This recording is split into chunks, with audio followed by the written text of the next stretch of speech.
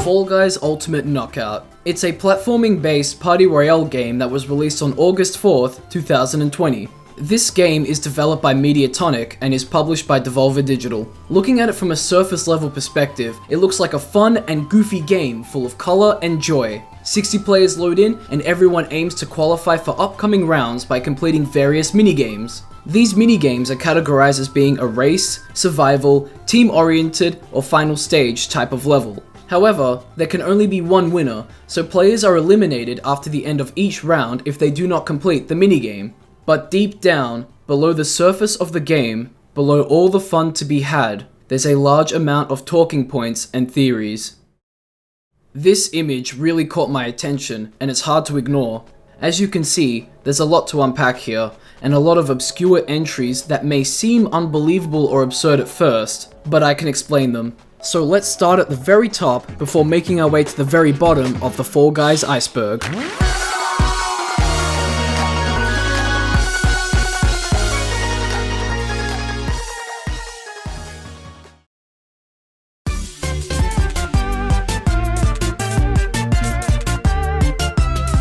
This layer is filled with topics surrounding the game and community. I'll be talking about them in depth, and some of the stuff I'm going to talk about will be important for later. So let's look at the clear inspirations seen in the game. While discussing a project being developed by Mediatonic in January of 2018, lead designer Joe Walsh stated that it reminded him of Total Wipeout and Takeshi's Castle. The game is based on Total Wipeout and Takeshi's Castle. Total Wipeout is a British game show that first aired on the BBC on the 3rd of January 2009. Contestants had to win a series of challenges in the hopes of winning £10,000, and there could only be one winner. I never watched this Wipeout, but I did watch the American one, which is also the original Wipeout. I thought the show was great, and I loved the big red balls, the punching wall, and there were so many moments in the show that were just comedic. Now, Takeshi's Castle is a Japanese game show that aired on the Tokyo Broadcasting System from 1986 to 1990. The aim of the show was for contestants to reach the Count Takeshi by completing challenges set up in and around his castle. I doubt that most of you that watched this show actually watched it on TBS, since it aired on other channels worldwide, but oh man, this show was also great. As a kid, I would always tune in to watch it when I could. The goofiness and humor displayed through the show's editing, contestants, and commentators were great for the game show. From there, Walsh created a pitch that would eventually become Fall Guys Ultimate Knockout. It was originally going to be called Fool's Gauntlet and would have had 100 player matches rather than 60. The British game show It's a Knockout was also noted as an inspiration. This show was similar to the previously mentioned ones and first aired in 1966, with each contestant wearing oversized costumes. But before that show aired, there was a French game show called Interville, which It's a Knockout was adapted from. But then we also have Jeux Sans Frontières that stemmed from Interville and was broadcasted in Europe from 1965 to 1999. As you can see, there's a lot of TV game shows that existed and inspired each other, which led to the creation of Fall Guys. So the game's inspiration stemmed from multiple sources, and those sources stem from somewhere else. It's crazy how that works. Now let's move on to Valve collab skins are a sign. So as some of you may know, there are a few costumes in the game tied to characters from Valve games. You know, Valve, the company. In Fall Guys, you can dress up as the Scout from Team Fortress 2, Gordon Freeman and Alex from Half-Life, and Peabody and Shell from Portal 2. This is being seen as a sign, but what kind of sign could this be? It could be a hint that Valve is developing new games for Half-Life, Portal, or Team Fortress. The last Half-Life game to be released was Half-Life Alyx, and it was in 2020. The last time the other franchises got a release was Portal 2 in 2011 and Team Fortress 2 in 2007. Half-Life Alyx got a great reception from fans and newcomers to the series, so I doubt that Valve would just stop the Half-Life series here. They should give developing Half-Life 3 another go, or just any type of Half-Life game, but not a card game. Ooh, what about another Portal or Team Fortress game? I mean, have you seen the state of Team Fortress 2? It's agony. It's due for a new game or a massive fix-up. But what about Portal 2? Well, it's just chillin'. What if it's a sign that Valve is going to branch out and create new IPs, leaving their older ones behind, and this is their final goodbye to them, putting them in a jelly bean looking party royale game? There's so much to speculate, but it does seem like Valve are going to create new games with their existing IPs. Let's get a Counter-Strike Nexon Zombies 2. Fall Gals. It's a play on words, you see, because Fall Guys, but instead of guys, it's gals. Fall Gals. What started as a play on words has become Fall Gals, Waifu Wars Season Expansion, an interesting video made by Psycho Satsujin.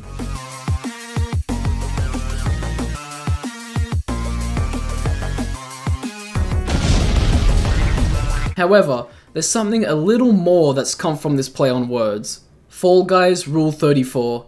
Oh, why? Why must I suffer? Oh yes. Yes, here we go, yes. I mean, here are some Fall Gals.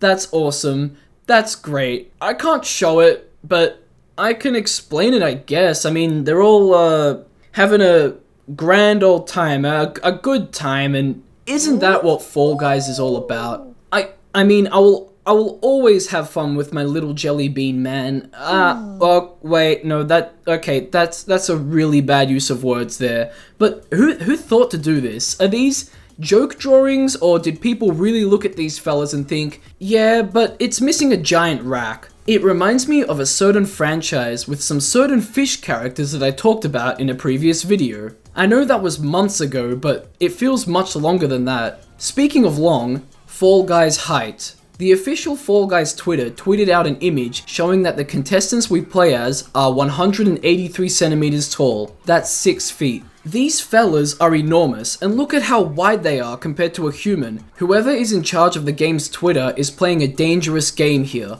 A dangerous game here! This image came from the senior concept artist Tudor Morris, and it's created more questions than answers, like, how tall would they be if their skeletons didn't do that? How would this even be possible? And, you know, the general question of why? Oh, and the skeletons are super lanky and look very human-like. But what's going on down there? Is that what I think it is? This image is just strange. And yes, in case it wasn't obvious, it did concern and divide some people, so they tweeted out this image from the principal concept artist, Ash Kerens. This anatomy is definitely a lot more lighthearted than this. Like, take a look at its beady bean eyes and happy airbags with a big squishy heart. There's also some ambition and yellow team spirit sparkles filling up the insides of the Fall Guy. Extra bounce, bean fingers, and silly little legs. It makes them seem super cute, especially with their attributes being not 2 meters tall, weighing as much as a pillow, and having adorable behaviors. So now we have 2 interpretations on what the Fall Guys anatomy could be from the game's artists. Now to the last of these points, the Denim Dino. This is a nickname given to an outfit combination created by the YouTuber Alpharad. He got a dinosaur top half and a denim jean style bottom half to create this guy, although he used this bottom half before sticking to the denim. From there, he represented the outfit combination and the name, pretty much solidifying it as his own creation. It will forever go down in Fall Guys history. Alpharad has really had a massive impact on this game, especially when it was first publicly launched. We'll talk more about Alpharad when discussing the next layer, which is now. So get ready, because everything we just discussed was very surface level, and as said before, it was a look into the game and community. There are some strange and twisted entries to discuss, so are you ready? Let's dive in.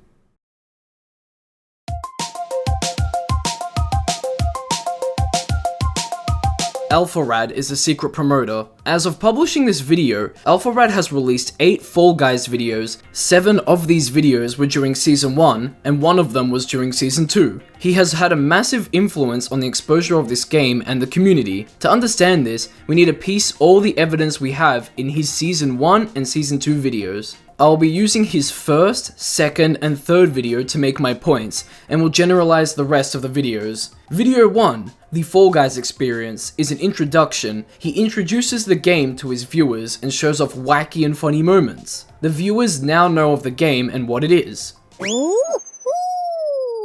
Oh, he's the Fall Guy. Video 2, I'm the Fall Guys champion, is set up as a retribution video for his failures in the previous one. At 4 minutes and 59 seconds into the video, he announces the creation of the Denim Dino, a community staple that he and some of his friends continue to reference in later videos. He even changes his in-game name to it. At 5 minutes and 35 seconds in, he states this. I hate seeing people on Twitter who says stuff like, oh, I'd like to see who actually plays Fall Guys in a month. And I'm like, who gives a shit?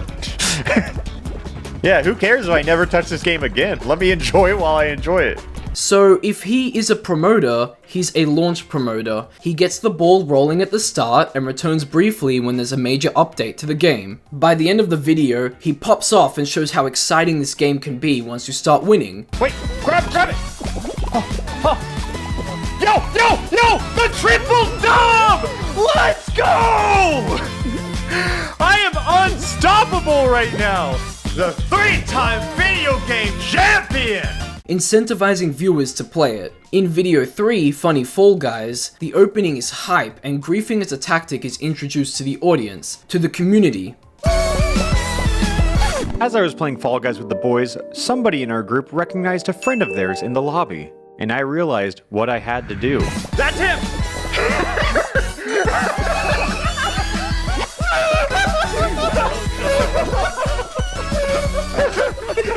You're gonna grow up or what? What's that? 1 minute and 29 seconds in, he says something unspeakable. The homies hate yellow. I agree. Let's just target yellow, no reason. This call out against yellow has bushed this team for too long. I swear, the amount of times I've been on yellow team and been teamed up against by blue and red is ridiculous. It's the team I'm always on. Hashtag 2BadYellow was pushed by AlphaRad2, and he and his friends target yellow throughout the rest of the video. At 10 minutes and 5 seconds in, he pretty much confirms that this is the case. Bro, we hate hoarders. Okay, so we have a new strat with hoarders. We're trying to spread the word. Always grief yellow. Just out of principle. That's what I said. Okay. I literally, right before we joined, I was like, I got a strat for hoarder. I'm just gonna grief one team. Yeah, but we're trying to make it known to everybody.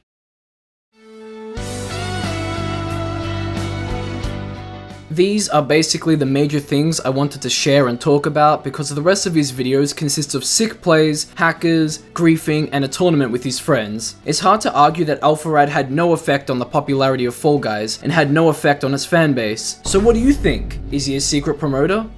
Or did he just happen to play the game because it was popular?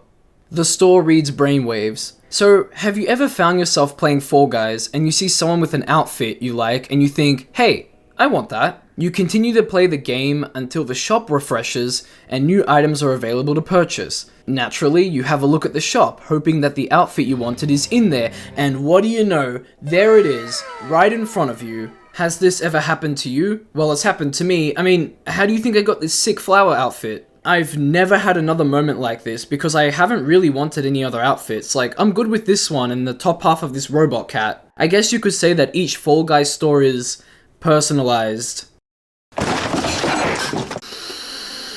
Anyway, how could a game read brainwaves? AI. It would be coded to read what you're thinking and subtly change up the game in response to it. Having the outfit show up in the store on the next refresh might not be subtle if it happens to everyone, which is why it may take a few refreshes for some people to get their favorite outfits. And hey, an outfit the store thinks you might like can appear too. The developers also have the power to add outfits to the store if they please, for timed or new items. I mean, after all, it is their game. Games being personalized to those playing it is a very modern practice. Some of your favorite games use this AI to give you the most fun experience it can. It could keep you alive on low health to create tense situations, change up enemy placements to keep you on your toes, or just adapt to your playstyle. If developers can do this with AI, then I don't see how they couldn't do the exact same thing, but by reading brainwaves. This could be done for monetary purposes too, so be aware of that. This AI reminds me of the one that was believed to exist in Super Mario 64.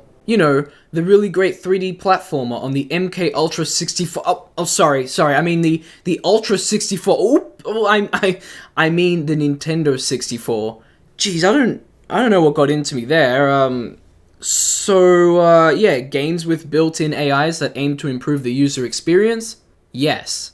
You know, let's just keep talking about AI because Team Selection personalized AI. The AI that's thought to be in the game doesn't just give you things you may like in the store, but it also chooses the team you're on during team games. Have you ever noticed that you're put into a certain team more than others? There are 3 major teams: blue, red, and yellow. There's a fourth color that comes to play from time to time, and that's green, which appears during team tail tag. The AI is thought to put people into the team it thinks best represents them. This could be done through reading brainwaves, just like with the store. So when it comes to the 3 major teams, as I said before, I'm mainly put into the yellow team when I play. You wouldn't be put on the same team over and over again because it would seem fishy, so the AI makes the team selection seem random by putting you into other teams too. You know, at this point, could I just claim the yellow team as my own? I love the team, they're my homies, we will rise up. Team blue, red, and green can be claimed by whoever else, but I've got team yellow. I'm gonna carry them on my back, goddammit. Speaking of the green team, placement into the team can seem random,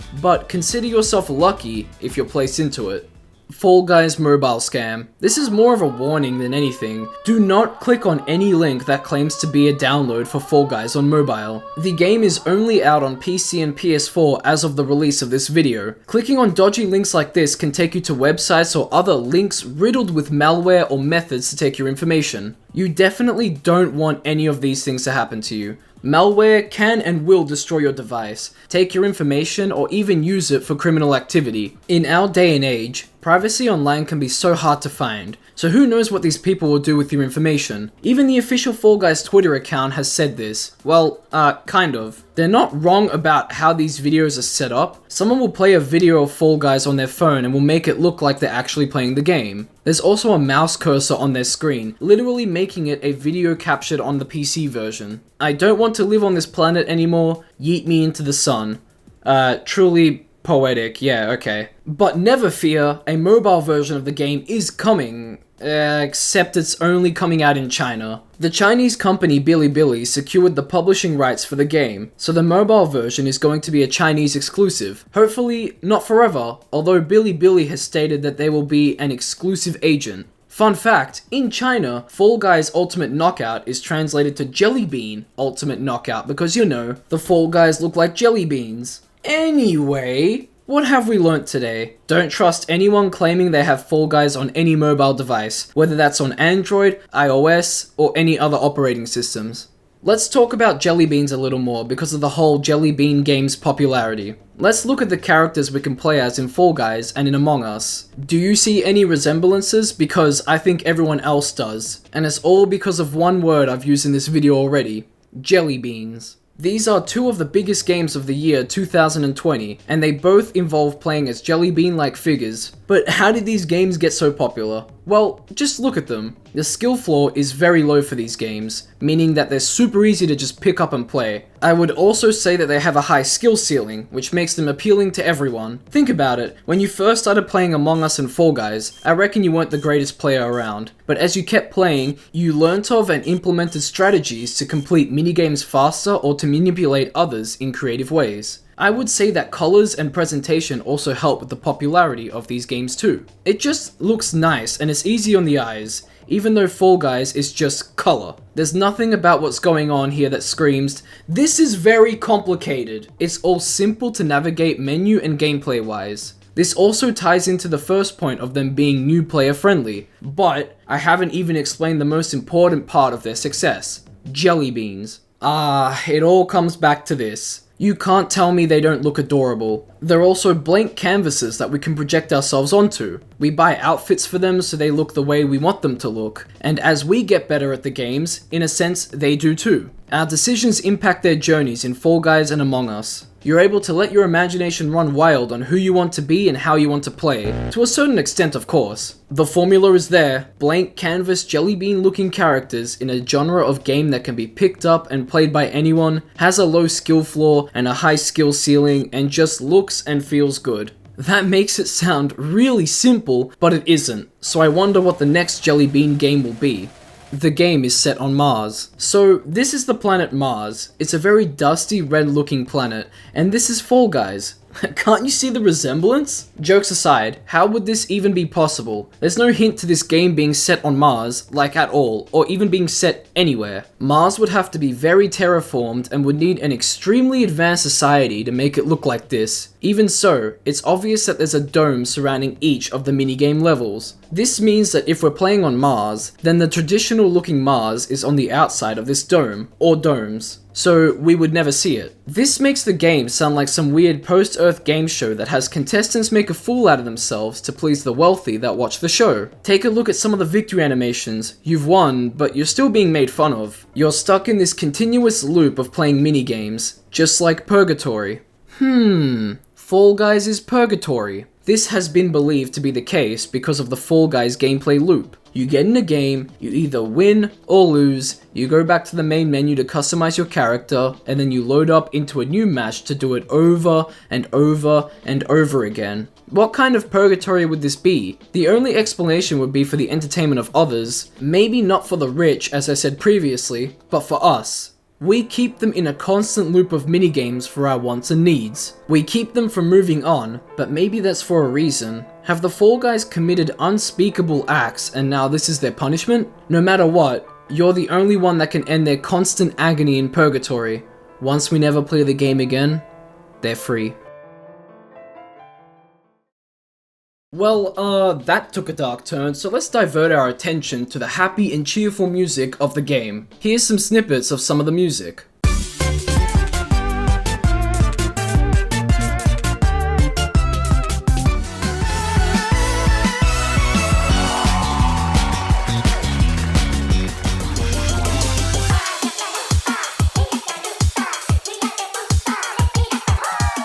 Now, where have you heard something eerily similar? The Splatoon series, music inspired by Splatoon. Why is this thought to be the case? Well, both soundtracks utilize fresh and distorted electric sounds that seem otherworldly. For context, let's look at both in-game worlds.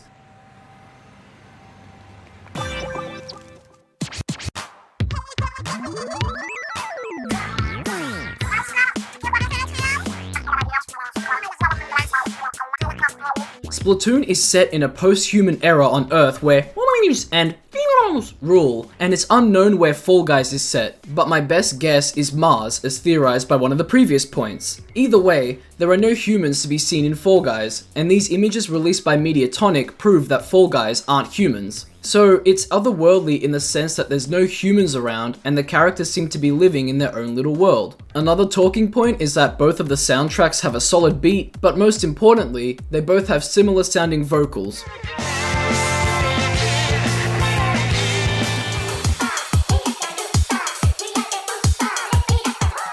This helps to create fast-paced music that instills urgency and excitement into players, forcing them to move quickly and even chaotically. I know what I've said is just a generalization, but that's what makes up a good bulk of each game's soundtrack. And of course, depending on what's happening in the games, the music will be amped up or slowed down, like if you're in the main menu, in-game, or if you've won or lost. Have the Fall Guys developers confirmed this? No, but I do think there is an unspoken inspiration taken from Splatoon. To prove my point, I'll swap the game's soundtracks and do some light editing so you can hear and see what I can. Now this is gonna be off the hook.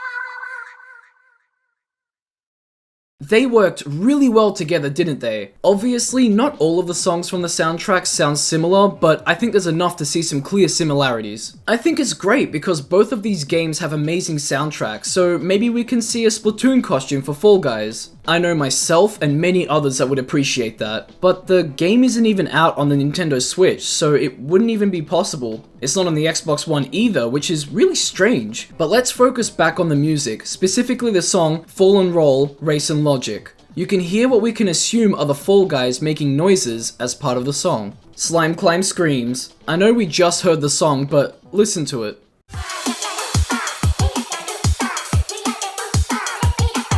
So let's reference Splatoon one more time. Oh, and by the way, Splatoon is just a great talking point. Just saying. In Splatoon lore, Callie, Marie, Pearl, Marina, the bands, and the artists in the game compose the songs present in Splatoon 1 and 2 respectively. You can tell that they're jamming out or just singing, but in Pearl's case, screaming.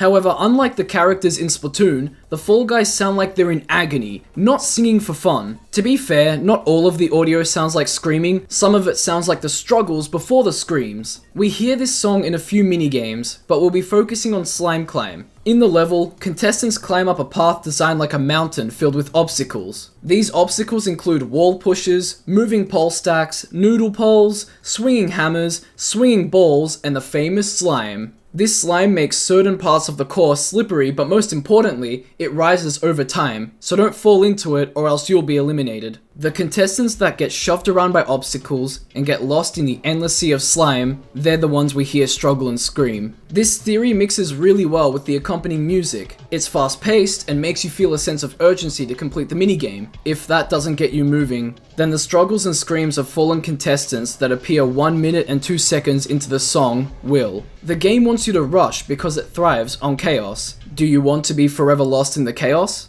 But you see, the Final Fall song? That's different. Final Fall Positive Aura. This song is the definition of hype. We literally just listened to the song while talking about Splatoon, but do you understand why this song has a positive aura? It's almost unexplainable, but you don't even need words to understand why. Like, it truly lives up to its name as the Final Fall. This is your last chance to win, the final push to get that crown. Slip up here and it's over, so that's where the music comes in. It makes you feel good. The song just draws you into its melody. Whenever myself or my brother are up to the final showdown, we crank the volume up and we let the music just take control.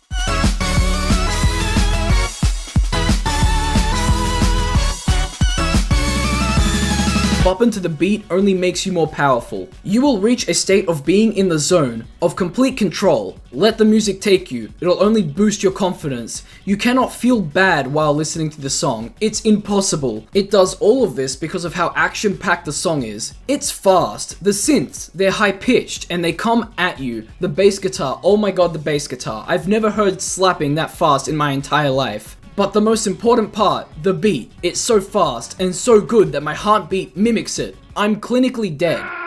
Do you know what else makes me feel clinically dead? Do you remember when the game first came out and it was extremely laggy, even with the server patches? It made for some interesting gameplay. The lag felt a lot like RNG. Some games you'd get it, some games you wouldn't. Obviously, I don't think Mediatonic and Devolver Digital were prepared for the amount of people they got playing their game. A few months ago, the player base was massive compared to how it is now. The hype has died down, and with the release of Season 2, it doesn't make sense that the game would still lag. They've had so much time to fix the servers, so it's thought that the game lag is intentional. But why would the developers implement lag into their game? Lag creates chaos, the game thrives on chaos. And when everyone is lagging, a more even playing field is made, dragging better players down and bringing bad ones up. So will the game lag ever go away? For the sake of the game, I really hope so. I would say that it's one of the main reasons as to why the player count is so low at the moment. I really like this game, it's so much fun, but the lag, oh my god, the lag makes it so difficult to play sometimes, especially when you're playing tail tag minigames. Cut content. Now there's a lot of it, because the game has undergone a lot of design and gameplay changes over time. I'm going to be a bit selective with what I talk about. Here's some footage from the prototype, and as we can see, the minigame that's being played has players sitting in little gaps in the ground, waiting for a log to roll past before proceeding. This could have been a fun minigame to play, but I think it would have been too easy if it was just this. There's some footage of a prototype Fall Mountain, DoorDash, Tail Tag, and Block Party. Plus there's this cool basketball looking level that probably would have been a team-based minigame.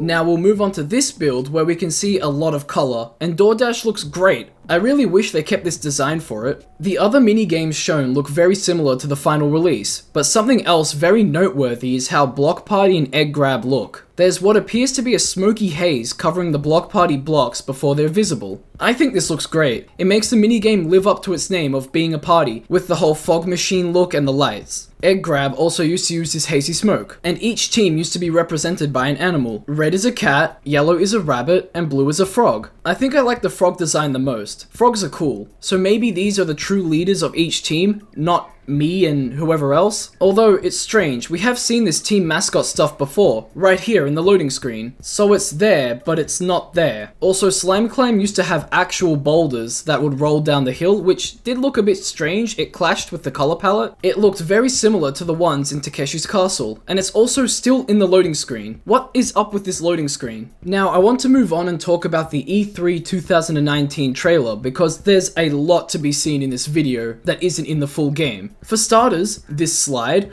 Oh, and there's this giant chicken wearing what looks like a mawashi. If it was implemented into the game, it might have been an obstacle to avoid during Egg Scramble, and you know what? It might actually happen. There's this giant skateboard and some other things to look at, but these have been the most interesting stuff out of it all.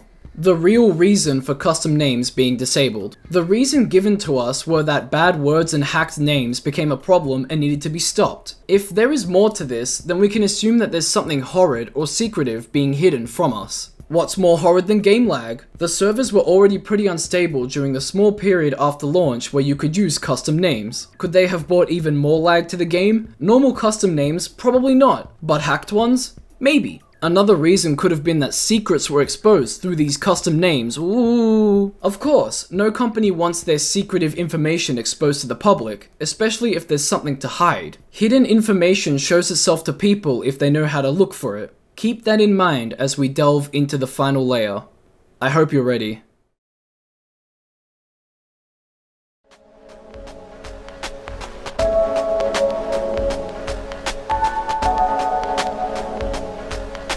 Whether it's extremely obvious or not, it's thought that every game has a hacker. And yes, I understand that easy anti-cheat was implemented into the game, but we can still speculate. When it's obvious that someone is hacking, it feels bad when they zoom across the level knocking people around, or when they win the finale a few seconds after it started. But it doesn't feel bad to lose to a hacker if you don't know one is in your game. And that's the point. You'll continue to play the game chasing a win, chasing a crown. That's what all game developers want, for you to keep playing their game. And having not so obvious hackers beat you will keep you chasing a win and keep you playing the game. Godslayer. There was once a powerful being that lived over the land, and the spread of its influence was felt everywhere.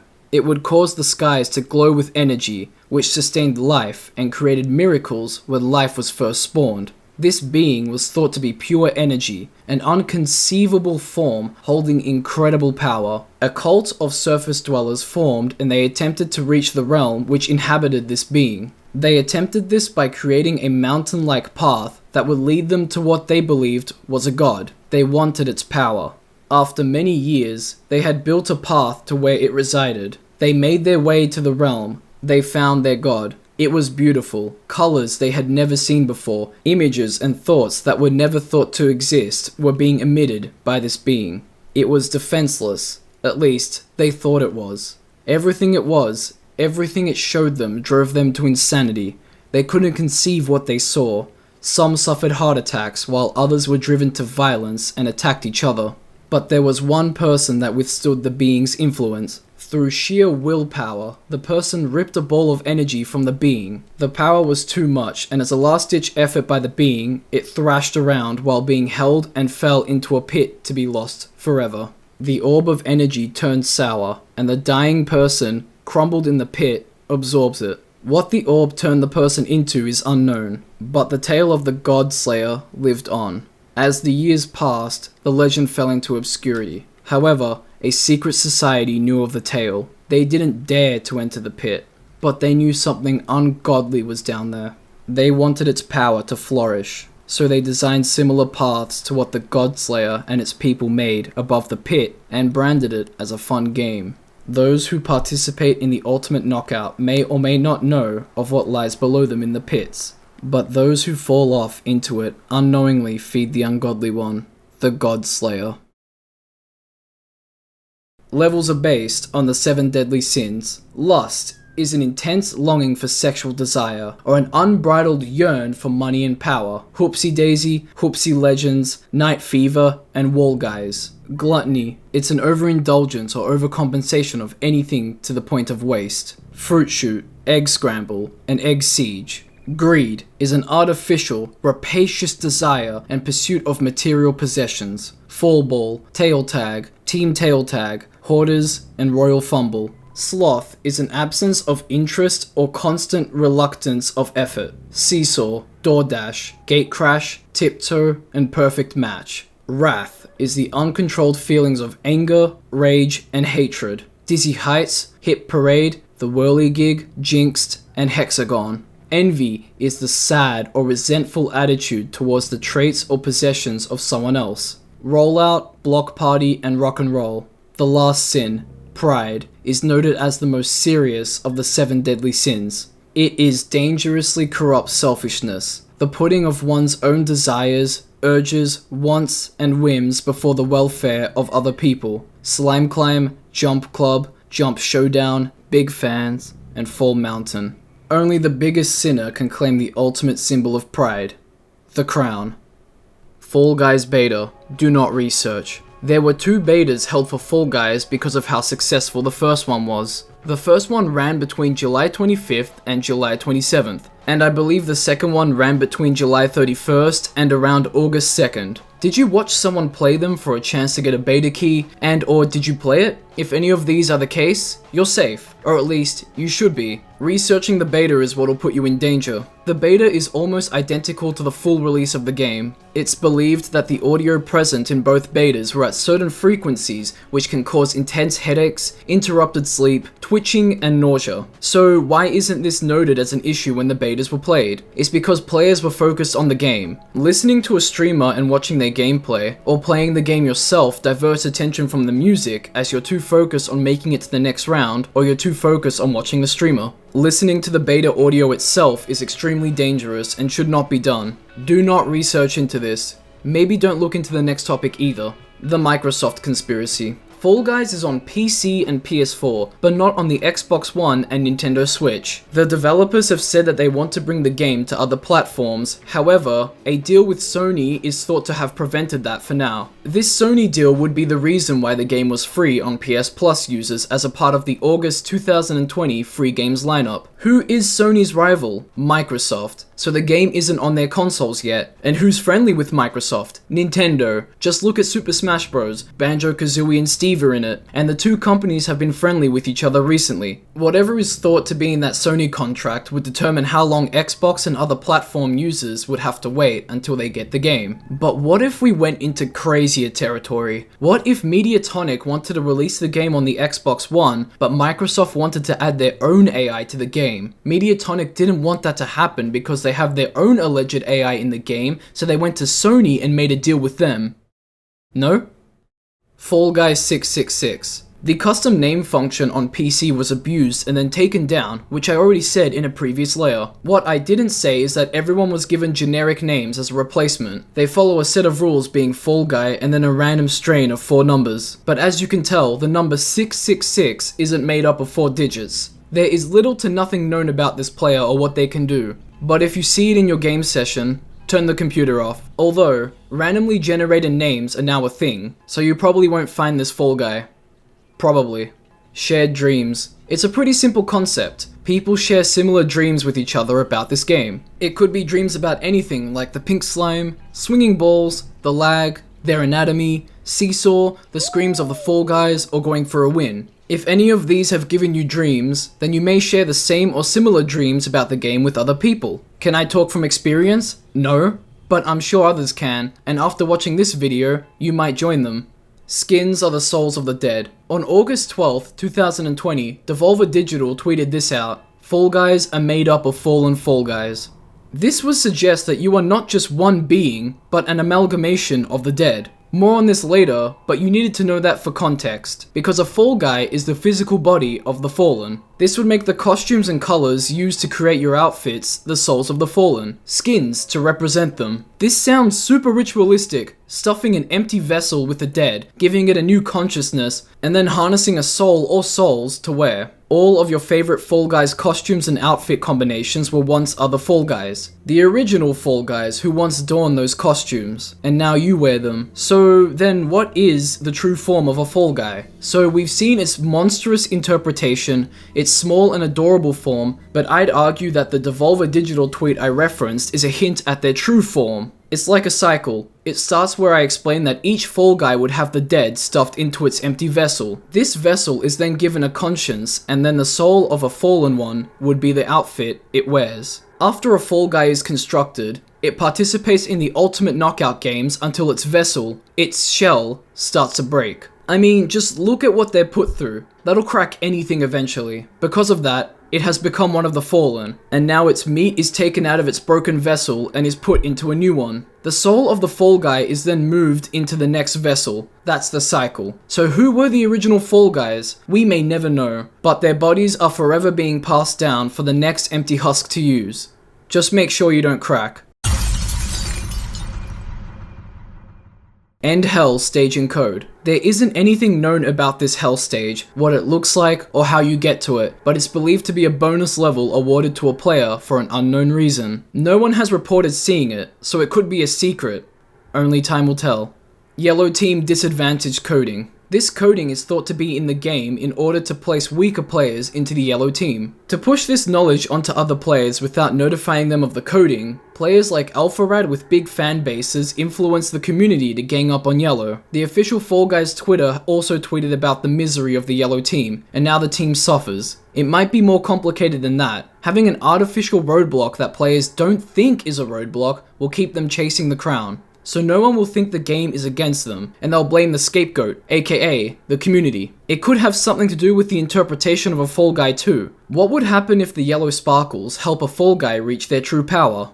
Over 60,000 levels. That's a lot of levels. These would sit in the hands of Mediatonic whenever they felt like implementing them. We can look to 4 videos for reference. The first one is the E3 2019 trailer. We had a look at this before while talking about cut content, but look at how many ideas are just sitting there. They're probably just saving it all for a future update. Now moving on to the Summer of Gaming official trailer, which came out a few months before the game's full release. As you can see, this trailer shows off the levels we get to play, except some of them are slightly different. There's no way they've just scrapped those levels. The game also got a mid-season update during Season 1 with remixed levels. This is the biggest piece of evidence we have. If the developers are just able to add assets to levels, then this technically makes it a new level. See, they wouldn't just add or remove obstacles from their levels, they'll copy the level to do that. The remixes could be infinite. Now finally, we have the Season 2 update, which added 4 new levels to the game. And oh my god, what about all the levels from the prototype and alpha builds? So 30 levels currently in the game, plus content that has been made but isn't in the game yet, plus all the remixes available and imaginable, and we definitely have over 60,000 levels. Blood Ocean spawn rate. I don't know why or how this happens, but it does.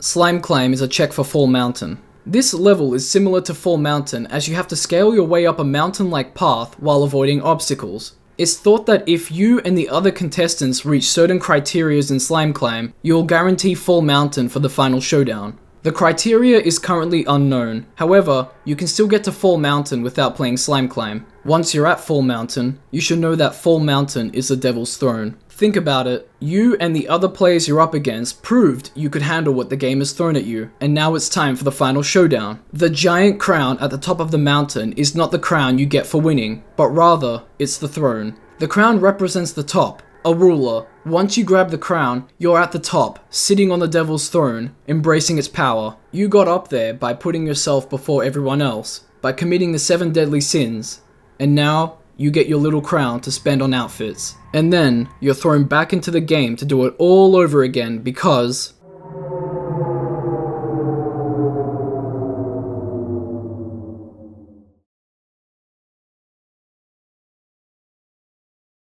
once you win, you get given your crown, and then your victory is over, all in the span of about 10 seconds. So do you ever truly win? No matter how many times you play, you'll always be stuck in an endless loop, forever chasing wins, forever chasing crowns. And sure, you also get kudos and battle pass items for your efforts. But what do you do after you've collected everything you want? What do you do once you've played everything? Do you stay to play more? Or do you leave until there are new rewards and levels? Even if you leave, you'll be back eventually. It's truly like a purgatory. No one can win. No one will ever win. This has been the Fall Guys Iceberg, conquered. I never thought I would ever have to talk about the game like this. It was super fun though, and I'm very happy that you made it to the end. So what's your opinion on all of this? How far down the iceberg do your beliefs lie? Comment it down below. I really do hope you enjoyed the video. Subscribe if you want to see more of my content, and join the Discord if you want. Links in the description. Shoutouts to my brother Luca for helping me get the footage for this video. Also thanks to my mate guzmalord on Twitter for helping me out with the research for this video. It was all greatly appreciated. I'll definitely have some more Iceberg content coming out in the near future. Scripting, recording, and editing these videos is really fun, but I think I'll just be chilling for a bit. I'll probably play some Deblob 2 and Malice. If you know, you know. Anyway, thank you again, and with all of that being said, are you ready for another game of Fall Guys?